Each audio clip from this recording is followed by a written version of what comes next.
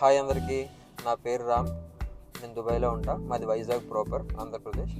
నేను దుబాయ్లో ఉంటాను. దుబాయ్కి షిఫ్ట్ అయ్యి నేను ఆల్మోస్ట్ ఒక 10 years పైన అవుతుంది. 2016 బిగినింగ్లోనే వచ్చేసాను. వచ్చినప్పుడు చిన్న జాబ్కి వచ్చాను, ఇప్పుడు కొంచెం జాబ్ మారింది. అయితే ఈ యూట్యూబ్ ఛానల్ని నేను 2 సంవత్సరాల ముందే క్రియేట్ చేశాను. అయితే అప్పుడు టైం లేక చాలా తక్కువ వీడియోస్ పెట్టాను, 17 వీడియోస్ ఎన్నో పెట్టాను. టైం లేక నేను వీడియోస్ పెట్టేవాడిని కాదు. ఇప్పుడు ఏంటంటే కార్ వచ్చింది, ఇప్పుడు కూడా టైం లేదు, బట్ స్టిల్ ఏంటంటే కార్ వచ్చింది, కనీసం నేను డ్రైవ్ చేస్తున్నప్పుడైనా వీడియోస్ పెట్టచ్చు అనే ఒక ఉద్దేశంతో సరే అప్పుడు యూట్యూబ్ ఛానల్ నేమ్ కూడా వేరేది ఉండేది. ఇప్పుడు మారుద్దాం, కొంచెం ఈజీగా పెడదామని చెప్పి నాదారి నా మాట అని పెట్టాను. నాదారి నా మాట అని ఎందుకు పెట్టానంటే డ్రైవ్ చేస్తున్నప్పుడు మాట్లాడుకుంటాం కాబట్టి సరే కొంచెం బాగుంటుంది దీనికని చెప్పి అట్లా పెట్టాను.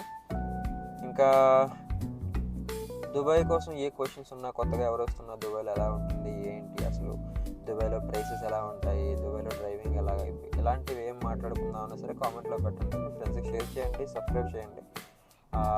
సో మనం మాట్లాడుకుందాం. అలాగే ఇప్పుడు టైం అయితే ఇప్పుడు 6:05 అవుతుంది. ఆఫీస్కి వెళ్తున్నాం. ఇక్కడ టైమ్స్ అన్ని ఇలాగా ఉంటాయి. ఎర్లీ మార్నింగ్ స్టార్ట్ అయిపోతాయి ఆఫీసెస్. మనలాగా మార్నింగ్ షిఫ్ట్ అయితే మార్నింగ్ 8:30కి 9 o'clockకి అలా వెళ్ళడం ఉండదు. ఇక్కడ మార్నింగే అందరూ వెళ్ళాలి, సాయంత్రం అందరు రావాలి. ఇక్కడ షిఫ్ట్లు ఉండవు. ఓన్లీ సెక్యూరిటీ, క్లీనర్స్ ఇలాంటి వాళ్ళకి మాత్రమే షిఫ్ట్లు ఉంటాయి. సో జనరల్ జాబ్స్ అంటే ఇప్పుడు స్కూల్లో చేసే వాళ్ళకి కానీ, ఆఫీస్ స్టాఫ్ కానీ వీళ్ళందరికీ కామన్ మార్నింగ్ వెళ్ళి సాయంత్రం రావడమే.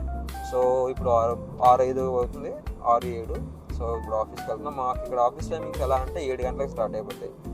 7 గంటలకు వెళ్ళి మళ్ళీ సాయంత్రం మళ్ళీ 3:30-4 అవుతుంది, అప్పుడే రావాలి.